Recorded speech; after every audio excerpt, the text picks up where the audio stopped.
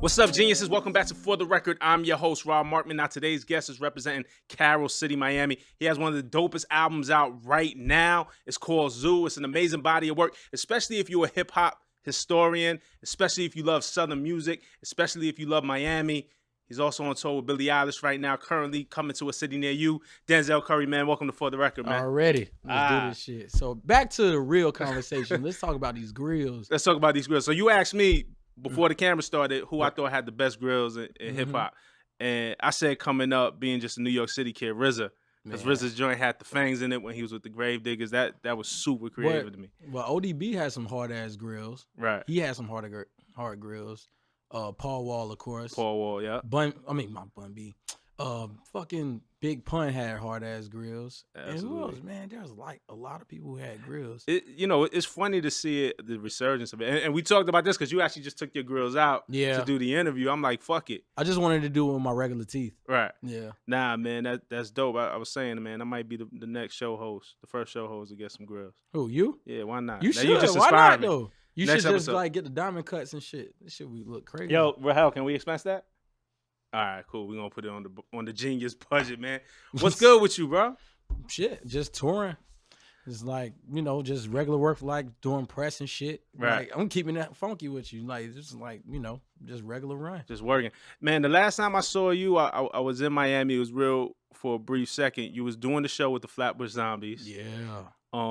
Red Bull, I think, put it on, and y'all was performing in the wrestling. It was a sound clash in the wrestling ring. Yeah. And I stopped you to tell. That was the most creative. I've been to a million shows in my life. That was one of the most creative things I've ever seen. I'm not even a wrestling fan like that, and just the energy in there was unmatched, man. Where'd you come up with that idea, man? Originally, I came up with this idea because, back in South Florida and shit, like all of us have animosity against each other or whatever the case may be. And it could be over something petty and whatever, you feel me? So like when everybody got somewhat cool with each other, but someone like kind of weird with each other, I was like, I addressed it to Puya, I addressed it to Banks, I addressed it to like a lot of these guys, like Westside Plague, all these dudes. And I was like, yo, what if we do a show where all of us clash against each other and we'll do it like every week? And we'll have like us, like say 1 week it'll be like C9 when it was C9 against SS, and then you have SS go against like Buffet Boys, and then we'll incorporate on Westside, whoever won't stay on Westside Plague or whatever, like they'll go against either C9 or SS or Buffet Boys, and then we'll just alternate like that to build a community around that. And everybody was with it. Don't get me wrong. Everybody was with it. And this was like 4 or 5 years ago where I pitched them the idea in the first place. And then it just never fell through. Right. Like it never fell through. So I was like, all right, I'm gonna keep this on the back burner. And when the time comes, I'm gonna do this shit. So Lily, who stay in Miami, she's a homie and she works for Red Bull. Like they approached her about approaching me for some ideas of, of doing whatever I wanted to do. The typical rapper would be like, yeah, I'll throw a party or do a show or whatever. Like, yeah, I wanted to do a show, but as soon as she said like Red Bull is willing to get behind whatever you want to do, that's when I knew the wrestling this idea. was time. That was dope. It was dope, man. And really, man, you work on that stage, like not just rapping. And you're rapping to the instrumental. It's not you're not rapping over a 4-track. You're rapping. You're bouncing off of the stage. You're running through the ropes and doing all that stuff. You put a lot of energy in your show. And now you're also on tour with Billie Eilish. I read in the Fader article that you said this is the first time that you're using in-ears. Yeah, first time I ever used in-ears ever. Because I never did arenas or big-ass shows like that. Right. I was just used to either the hole-in-the-wall clubs or these like somewhat big venues, but I wasn't used to arenas and arena music. Like it like opened my eyes up to a whole different ball game. It was like when Kanye West went on tour with U2 and shit, and he never did arenas. It was like that. That was like the eye opener for me. Like, damn, I could be doing so much more than what I'm doing now. Right, that's dope. And you're doing a lot now, because it's funny. I was at Rolling Loud. A lot of people who watch the show know that I do music also. I actually performed at Rolling Loud. You performed at Rolling Loud? Absolutely performed at Rolling Loud. And I'm here rapping over instrumentals, and you see a variety of stuff at Rolling Loud. You see everything from the fireworks that Travis Scott does to people just throwing on a full track and just doing they only doing their ad-libs. Like, that's it. There's an array of different performances. And so when I see somebody perform for real, like it really, it's an appreciation. You know what I'm saying? I think it's a lost art, man. I think you definitely represent that.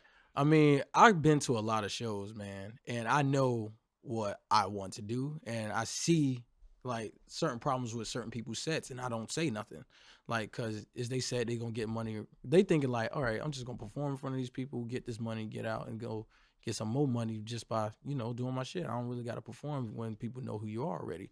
Me, I always feel like I always have something to prove Mm. to everybody, whether it's my manager, whether it's my brothers, whether it's my parents, whether it's like art school, whether it's like my fans that don't believe me and then people that do believe me. Like I always have something to prove. Like even when it comes down to like the tours I go on, I be looking at the rooms and I be like, I'm gonna do this room by myself one day. Mm. You feel me? And that's what be the driving force. So that's what caused me to like perform like bigger and bigger, like and like just keep performing and doing my thing because I want to do like I want them night slots. You get what I'm saying? I want to be able for people to be like, damn, I'm finna go watch Denzel Curry set. They already do that. They do that. They do that, and there's a lot of them, and it be in the daytime. But I want that night slot. Right. You feel me? I want those arenas. I want to be able to do all that stuff.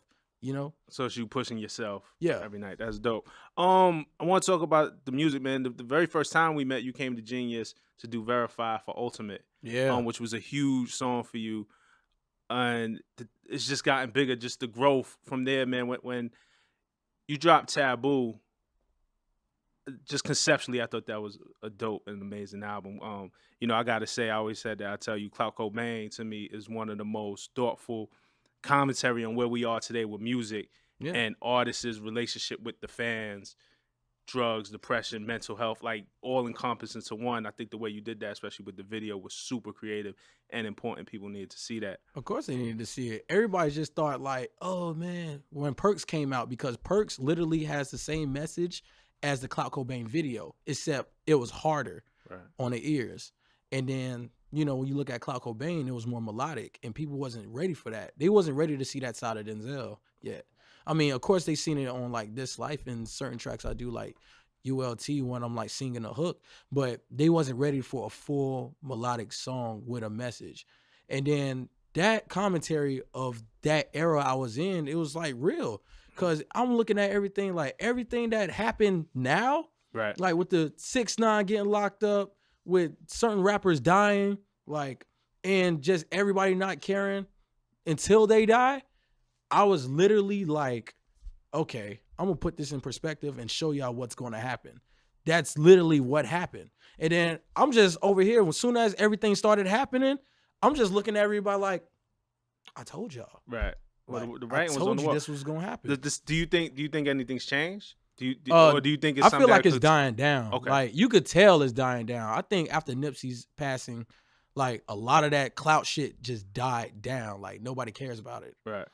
I hope so, man. I hope, and because then it means that you didn't die in vain, that we didn't lose, guys like Nipsey in vain, or people like Mac Miller, or even X, like in vain, if we learn from it. You know what I'm saying? If we go back to start making the same mistakes, then it's like, damn, what are we all history doing? Gonna keep repeating itself. Right. You're gonna have another person like that, and there's mad stuff that's gonna keep happening like that. It's gonna trickle down. But what I was saying is, at that moment, I was like, look, this is what's gonna happen. And then when X died after the video was made.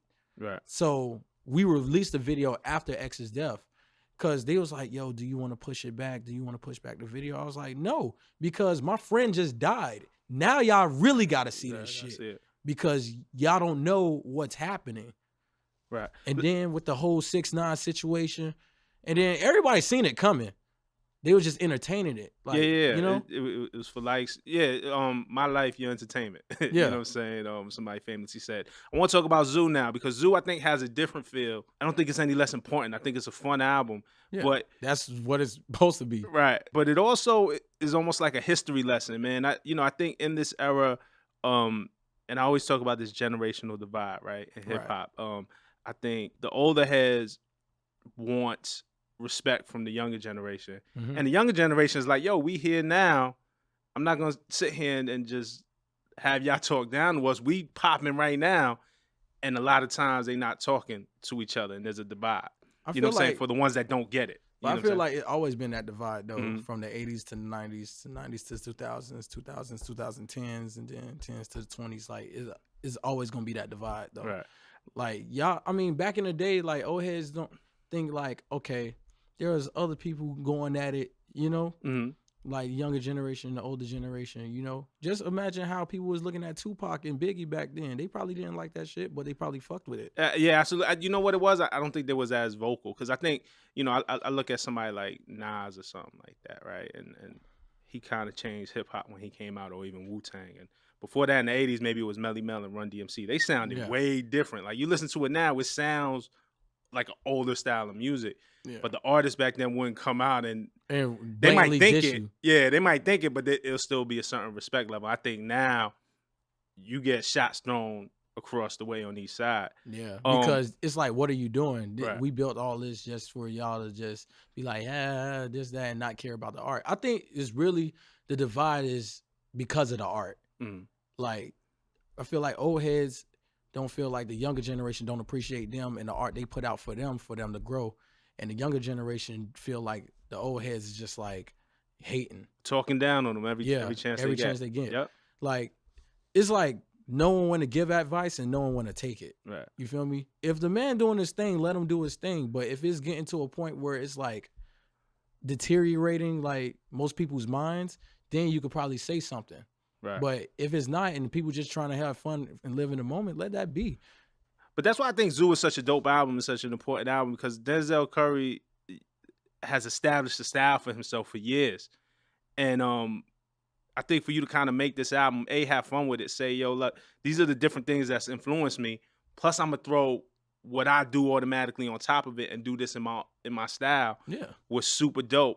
Where did that idea come from for you? Like, where did it start? Man, it just really, you really want to know the real deal? Yeah. Bro, we was just in the studio and we was like, yo, let's make some hard shit. No, I'm dead ass. Yeah. Like, that was the conversation. They was like, what's the next move? Let's just make some hard shit. That was it. Mhm. And we just went into the studio and just did just that. Just made some hard shit. And then just the subject matter, all that came about. I mean, I freestyled the whole thing. It was just like stuff I was freestyling always related back to what I was doing back when I was living in Miami. Because I don't live there no more. But so I was like, man, I feel homesick. I was feeling homesick and just like started going back and forth, back and forth, back and forth. And then I came up with like 60 names to name Zoo before it was Zoo. Right. None of them names fit. No. Like hella songs. Most of them were duds except Ricky. Okay. So Ricky, I saw an interview too that you was in kind of a slump or something like that, and then Ricky came out. I mean, that like happens. Of course. When you don't be around like the studio for Right. mad long, like it's hard to get that groove back. So I remember when I was working on Taboo, and after Taboo was finished, I kept working because I was like, the grind don't stop, You wanna lose and I don't want to lose that momentum. It's the same thing like a basketball player. Like NBA season is done now. There's no off season. Everybody's gonna go on vacation, but you got to come back. You got to do training camp before the season start. Like you got to get into it. You can't just go. Exactly. Nah, I get it. On Birds, man, Rick Ross said, "I got the little homie with me. The city on our backs, you and him, and Because we the represent ad-lib is Carrot Denzel. City. How did that feel? What was your reaction? And I know you and Ross have a relationship prior to this record. Y'all done Naughty Head. Y'all done records before this. Yeah, But to have Ross say, the city's on our backs. is a fact. It's a fact though, because like we putting on for Carrot City. Don't get me wrong, there's mad people in Carrot City that's still putting on for Carrot City. Like 12 Lens putting on for Carrot City. Triple C's still putting on for Carrot City. 758 Poochie. Who else, man? There's a lot of dudes, man. Look, Play That Boy Zay. Like they all putting on for like the city. You know, it's just that we're probably the most known out that city. Right. Nah, absolutely. Talk about the relationship with Ross, because y'all met a long time ago. Y'all did Naughty Head a few years ago, and y'all knew each other even before that, right? I mean, we met before then. You know, I remember I got a phone call, and then it was my cousin Skrilla. He was signed to. Shout to Skrilla. Shout signed to that's the homie. Signed to MMG. Yeah, he's a good dude. Super good dude. That's my cousin. Yeah. As most people don't know. He talk about you all the time. He brag about you and everything. And he's cold. Yeah, lyrically, man. he's cold. He's dope. But yeah, shout to Skrilla. Yeah, so Skrilla, you know, he was like, "Hey, yo, Ross want to holler at you," and then I think Sam Sneak called me, and Sam Sneak put me on the phone with Ross, And that's when me and him talked for the first time. And then I remember when Naughty Head came out, I think it was my birthday or something like that. Or I just got finished with the show. It was like a day or two after my birthday. And Naughty Head came out, I think, on my birthday. So I hit Ross. I was like, yo, you down to get on a remix? He was like, say no more. I'm gonna go to the studio tonight and give you the verse right back. He did just that. That's hard. That was crazy. That's dope because it usually don't work like that. Like to get a feature, sometimes you might take a month, might be 2 months, 3 months, like 4 months. That one took a day. Birds took me a week. Right. Yeah, it took him a week to do Birds, but he still got it in. So I know he's reliable in that source. What made you sample Bushy B? Because me and Bushy B, we went to. Do you know who Bushy B is? No, I had to do the. He's also the putting on for Carrot City. Sorry about that. I meant to mention Bushy B, Iceberg. Y'all boys putting on for Carrot City. My bad.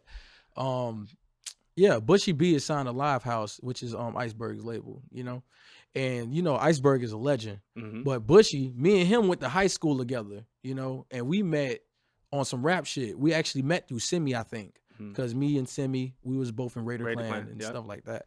And we used to rap together. We had one song together before I really like took off and stuff.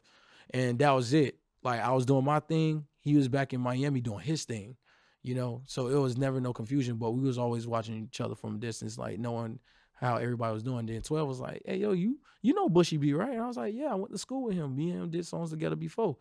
And then he was like, you should holler at him and like see if you could get him on a project. So I was like, all right, me and him talked over the phone, you know, and he was like, so what you trying to do? And I was like, look, we want to sample your song because his song, like Poppin', is popping in Miami. So I was like, let us sample it. You know, it will bring you up to a wider audience and stuff like that. And I'll make sure you get paid and all that stuff. Like everything is worked out. And he was like, all right, say no more, say less. So he let Fanatic and Zach sample it, and then I just rapped over it, and we used it as an interlude. And people was like, yo, it should have been a full song. But I was like, nah, it's perfect as an interlude. It did what it was supposed to do. It's funny, the way you mapped it out is the way that it happened, because you asked me if I knew a Bushy B, and I didn't. What made me look him up was, you know, obviously his name is in the song title, Bushy B Interlude. Yeah. Then you hear the sample. I'm like, okay, where does this come from? I start looking up the sample, and now I discovered a whole nother artist. Yeah. That I knew nothing about. So if I did that, you can imagine how many thousands, hundreds of thousands of fans is going in now looking at this man's music, man. I thought it was dope that you sampled from a newer artist. A lot of times, you know, you in hip hop will sample from things that came way before us, and for you to sample something way more current, I think was super dope, bro. I mean, it's like mainly like what we do anyway. Mm-hmm. I mean, I've been doing that though. Mm-hmm. Sometimes I would sample myself. Right. And then I remember I sampled it was a song I did. What was it called? It was with me, Nell, and Sir Mikey Rocks. I forgot. I think it was called Shepherd. Mm. And we sampled a Metro Zoo freestyle. Right. That's ill. You did your verified interview with us on Ricky about a month ago. And I want to go back because you really talked about freestyling the track, and you had this concept of that normally you would go from mine to Mike to yeah, mind pad Mike. Yeah, but you cut out the middleman. Yeah, I mean, I might go back to doing that though, because the mind to Mike, it really gets the flows, and if you know what you're gonna say already, you're already good, you know. But the mind to pad to Mike is like, it doesn't cause me to overthink. I'm just there, like, I'm like, what you gonna say? I'm gonna say this. I'm gonna say this. I'm gonna say this. I'm gonna say this. And especially when time is crunching, you really don't got that much time to keep writing. You know, if you got to get something finished. Like me, I was already freestyling for fun, just to do it, and now I'm freestyling to actually get it done. Right. Nah, that's dope, man. But it doesn't sound like, I think so often we hear artists brag about not writing. I don't write. And some artists brag about it and be like, nah, bro, you should probably write. There's pros and cons. Don't get me wrong. When it comes down to writing and freestyling, there's pros and cons. See, look, when you're writing, the pros is you're actually getting out more than what you bargained for when you're writing, because you could think about introspective lyrics and stuff like that and to revise them. When you take freestyling, they get the best flows. Why do you think Young Thug's so raw? Like, that nigga got the best flows. But I think he could rap. I think Young Thug, I think people hit, there's this even Lil Wayne. Wayne definitely off the top. Wayne is raw. Jay-Z. I mean, Jay doesn't write. Styles P doesn't write. I mean, there's a lot of people who don't write They already know still what they're very gonna thoughtful, say, right? you know?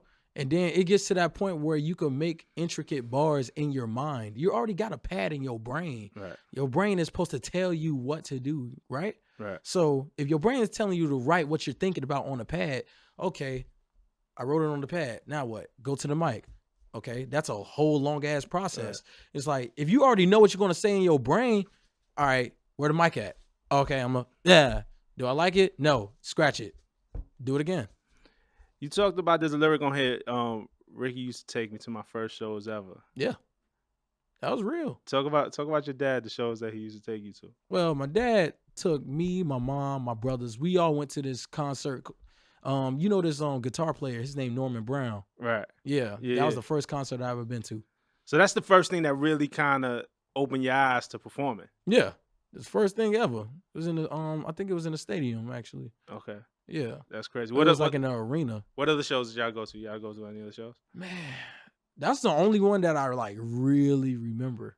What did your dad listen to? What was he playing around the house? My dad used to listen to Public Enemy, James Brown, Isaac Hayes, definitely. Right. Black Moses. What else? Classic Curtis rock. Mayfield. A lot of Curtis Mayfield. Who's the dude that made Superman Lover?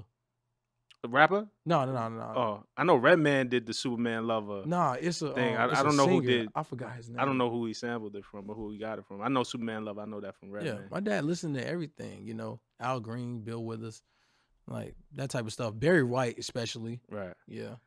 Man, yeah, my dad listened to a lot of stuff. Then for you, man, and the things that you was raised off of on Carol Mart, you said I was raised off of Trina, Trick, Rick, And Plies. and Plies. I mean, come on. Can like, we talk about Plies? I feel like Plies is one of the most underrated. Man, Plies run is is a so legend, man. You know, when it came, like he a Florida legend to me. Right.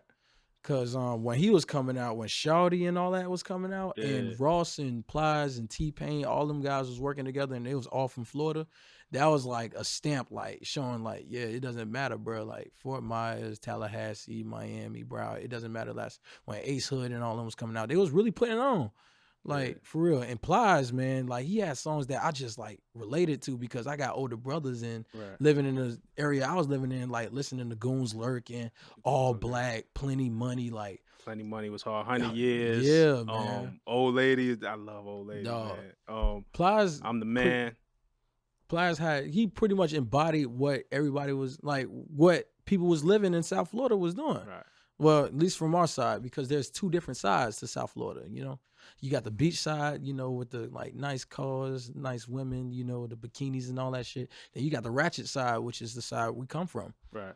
Now, it was dope, man. I remember I actually saw Plies perform and maybe it was in Tampa, which is close to where he's from in Fort Myers. And the line was wrapped around the block 4 times. It was something like I never saw. This was like during the first 3 albums, like the height of his commercial success. And Whack is one of my favorite songs too by Plies. I ain't gonna lie. Nah, he's amazing. It was dope to see it because I don't really see him shout it out a lot. So for you to acknowledge that, I thought that was dope. Let's talk about Shake 88. Yeah.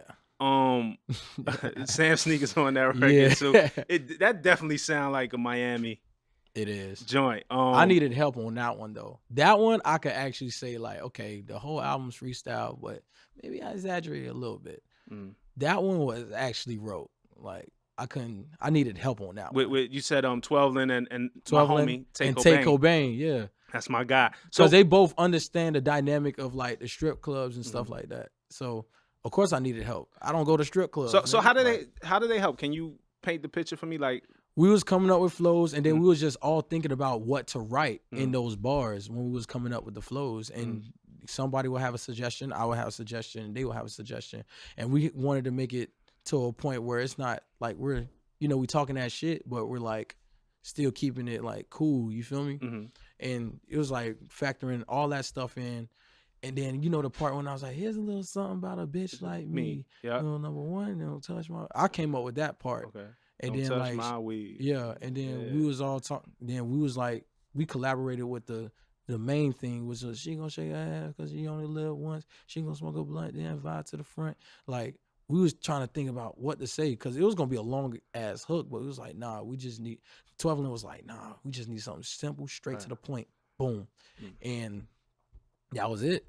You know, like she gonna shake her ass because she only live once. When do you decide? Because this is something we actually talked about this on the show a couple of weeks ago, and again, I think it's a generational thing of how hip hop is evolving. I think when I was coming up, it was a no to have writers help you on the record, and it happened, but rappers would never admit it.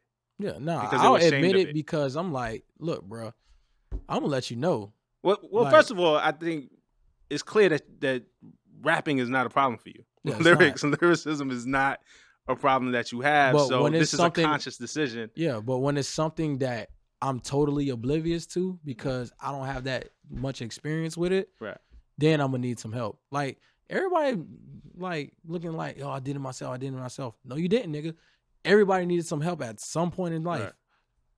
That's dope, man. It definitely, and we talked about it. We talked about it on the show a couple of weeks ago, and I think it's really, it's something maybe I didn't understand at first, but I think it's the way that the music is evolving and the way your generation of artists are like opening the scope of what it is. You know what I'm saying? Yeah. And like I said, if you listen to Denzel Curry, you know that lyrics are not a problem.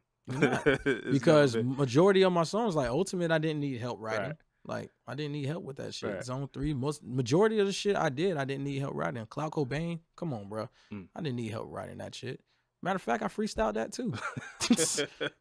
Let's talk about I want to talk about Raider Clan real quick because so we talk about the different eras. Like Shake 88 is like kind of like that 2 Live Crew, like the booty shake part of Miami.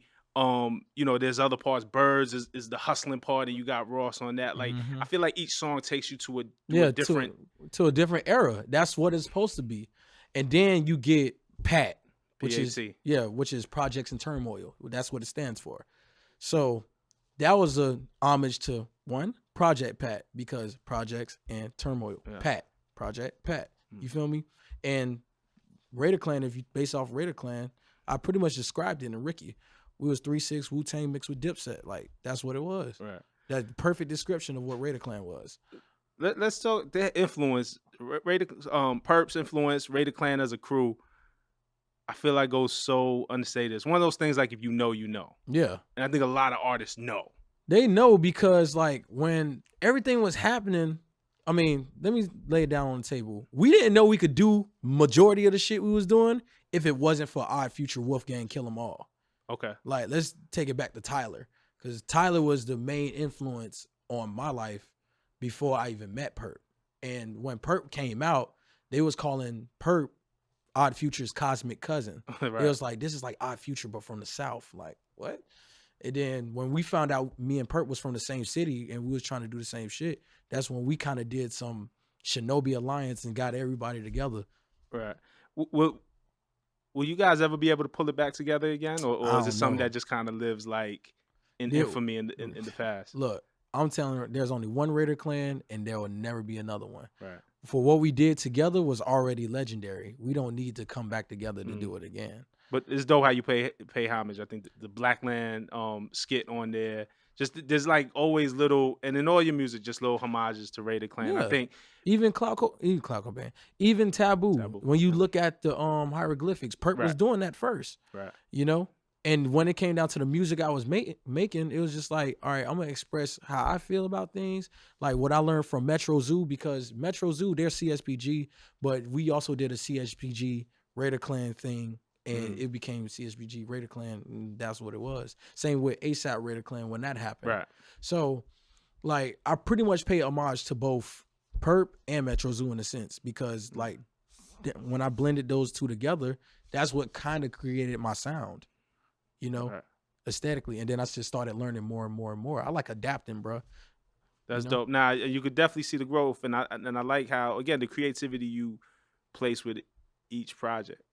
Like, Zoo is nothing like Taboo. And Taboo's nothing like Imperial. Right. And Imperial's nothing like Nostalgic. Like, none of that's, they're not meant to be the same. Right. And if we go back to King Remembered and Strictly for My Raiders, those are totally, those are the only tapes that are probably the same. Matter of fact, King Remembered and King Mischievous South are definitely pretty much the same. Right. But when you get to Strictly for My Raiders, that was There's a like a more growth. conscious decision of making something that was like cohesive and like I could put a project and a body of work together. Mm. Then it goes to nostalgic. Mm. Like that was the bridge between the Raider Clan me and nostalgic. Right. Like two different eras. You know what I'm saying? The only thing that binds everything together is me. Right. You feel me? And that's what I was gonna say is dope. While no projects sound exactly the same, there's sprinkles. Denzel Curry is the glue that holds it all together. Like even if you look at Parents and Ricky, like there's a bit of Parents in Ricky that comes from the nostalgia era, but sonically it's not the same thing. Like these It's are not. totally different records. Nah, I'm paying homage to like my old tapes. And then even with like shit. What else, man? Even with Pat and with like Perks. They could, or nah, not even Pat and Perks. Pat and BMT. They're in the same universe. Most people would not know that. Wow. So the way I treat my albums, I mean, most people treat them like diary entries, chapters to your life. Me, I treat mine like films. Like, okay, Zoo is a fun film. Right. Like, it's not a comedy. It's just a fun film. It's just something that's like, you know, it's tight. Like when you have something like a it's like, damn, how can I describe it better? Okay, forget everything I just said. They are like films. They're like Tarantino films. Right. You know, you got Kill Bill Volume 1, you got Kill Bill Volume 2. They're related, of course, because it's Kill Bill. Right. But Kill Bill Volume 1 and Volume 2 are also related to Django Unchained because the grave that she was buried in Kill Bill, like Paula Schultz, Dr. King Schultz. Right. That's how you bridge the gap within those two universes. And he did something similar with Pulp Fiction Fiction and Reservoir Dogs. Exactly. Yep. Because the Vega brothers, right, like they're in the same universe. And even if you could go to Pulp Fiction relating to Kill Bill Volume 2, because remember when Samuel Jackson said he just gonna like walk the earth, and he's gonna be at the place God wants him to be, right? And like he was just, and if you look at Kill Bill Volume 2, you see like the dude Rufus when they're in the chapel where everybody gets killed. And he was like, I was a drifter, I was this, I was that. I never even put that together. Rufus, Julius are the same person. Right. You get what I'm saying? So all of Quentin Tarantino films are related. You get what I'm saying? And they said Django's jacket was in the haberdashery that was in Hateful Eight. Wow. That's how I treat my albums. Wow. That's why I sprinkle certain things I say in my albums. Like, you might hear something from Nostalgic on this one. You might hear something from King Remembered on this one. Or you might hear something from this on this one. That's how I do my albums. But when it comes down to videos, they're like pretty much set in that universe already. Right. That's super dope, man. I'm glad that you came through to explain it, man, because like I said, you've been building this discography for a couple years. I mean, we really, if I'm be honest, over here at Genius, kind of really started having a relationship with you where you come in and you fuck with us from Ultimate. Yeah. You know what I'm saying? But to even see where you went from Ultimate to now is amazing, brother. And I just want to salute you for that. Thank you. I mean, I feel like everybody has that one song that everybody remembers. Like with Tyler, the first song I ever heard from him was Yonkers. But I'm a fan of his discography as a whole. Look at where he is now. Like this, like for him to have this new album, Igor, and I think by far it's his best album, his best complete body of work. Yeah. And then you look back and you're like, yo, this is the kid that made Yonkers. Yes, it's the same guy. It's the same guy. It evolved. You know what I'm saying? Grown. And he might go back to Yonkers. Who knows what he's going to do next album or take us somewhere completely different. When I look at the Igor cover, I think about Grace Jones for some reason. You ever see her covers? Yeah. I was like, man, it looks nice. It looks elegant. It's like power in it, you know? Yeah. And I'm just like, man, that's the type of artistry that I like. You feel me? Like where a artist could constantly evolve. That's why Andre 3000 is like one of my favorite rappers. The Clout Cobain video gave me the feel of when Outkast did the Whole World video. So like I definitely see that but it, you know, again, it felt like your own, man, but it definitely gave me a similar vibe. I mean, yeah. I mean, that was one of the inspirations from it because when Mark approached me about the idea, at first I wasn't going to do Clout Cobain like that. I didn't even think Clout Cobain was going to pop like that, to be real. I just thought it was like, you know, they was like, yo, Cloud Cobain's the one. And I was like, I was like, I'm a hardcore person. So I'm like, nah, this one is like, no, it's Cloud Cobain. And then when they approached me about how they was going to do the video, at first I was like, oh, hell no, I ain't doing no blackface shit. Like, fuck that. They was like, no. You won't be in blackface. You'll be in clown face. And I was like, continue. You got my attention. Yeah, you got my attention because I'm like, a clown. Like, there's people already clowning me already for Ultimate. Fuck, I'm gonna be a clown for. And then it's like, no. But trust me though. And then that's what it was. And I was like, all right, I'm gonna do it. That's dope, man. I'm glad that you did, man. All right, man. Look, you started this interview. You asked me what my favorite grill was, right? Right. I'm gonna end this interview. I'm gonna ask you. We do something with our guests here, and I want to ask you what your favorite verse is. And if you could spit some of it for us. Favorite verse was probably Outkast, Andre's verse on Aquemini. My mind warps and bends, floats the wind, count the 10, meet the twin, Andre Ben, welcome to the lion's den. Original skin, many men comprehend, I extend myself so you go out and tell a friend. Sin all depends on what you believe in, faith is what you make it, that's the hardest shit since MC Ren. Alien could blend right on in, what you can, look again, cause I swear I spot one every now and then. It's happening again, wish I would tell you when. Andre, this is Andre, y'all just gonna have to make amends. Oh, you hit that shit like you wrote it, boy. Yo, that's Andre's hard. one of my favorite artists. Yeah, faith is what you make it. Time. That's the hardest shit since MC Ren is such a classic line. That whole verse is bodied, bro. Yeah, he bodied that shit. I ain't gonna lie. I could kind of see a Denzel, Andre 3000 collaboration happen. Can we put that in the universe? I mean, it's already in the universe. Yo, but low key, if it wasn't for Andre 3000 and me meeting him that one time, I would have never made Ultimate. Wow. Never. How so? Because he gave me the courage to do what I wanted to do. Like me, I was like thinking about like, oh, what if people think I'm weird and stuff like that, or I'm copying? I was like, nah, I'm changed my hair. That's why my hair is like this.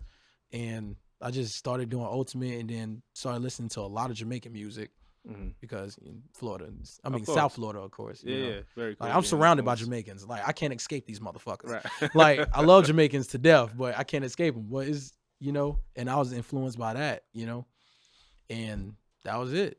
That's why I really like see Andre as like somebody that really inspires me. Like nobody ever gave me that inspiration like that. Not even one of my favorite rappers, like Lord Infamous. Right. Like also criminally underrated when it just comes to flows and what's going on in music today. Lord Infamous is really the catalyst for a lot of this shit right now. He was the pinnacle of that. Yeah. So it was just like, if that would have never happened, I would never been doing what I'm doing. That's dope, man. Well, we're glad that you're doing it, man. We're glad that you come to Genius, man. You're welcome anytime. Denzel Curry, man. Thank you for doing For the Record. Thank you. Peace.